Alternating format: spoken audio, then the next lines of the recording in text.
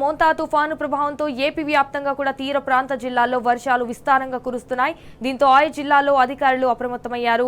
లోతట్టు ప్రాంతాల ప్రజలను కూడా పునరావాస శిబిరాలకు తరలించి పరిస్థితిని పర్యవేక్షిస్తున్నారు. అయితే కోనసీమ జిల్లాలో భారీ వర్షం కారణంగా పలు చోట్ల విద్యుత్ సరఫరాలో అంతరాయం ఏర్పడింది. పలు మండలాల్లో ఈదురు గాలులు వీస్తున్నాయి. సాయంత్రం నుంచి గాలుల తీవ్రత మరింత పెరిగే అవకాశం ఉందని కూడా వాతావరణ శాఖ అధికారులు హెచ్చరించారు. ఇక ఈ నేపథ్యంలో ప్రజలంతా కూడా అప్రమత్తంగా ఉండాలని సూచించారు. ప్రజలు అవసరమైతే తప్ప బయటకు రావద్దన్నారు.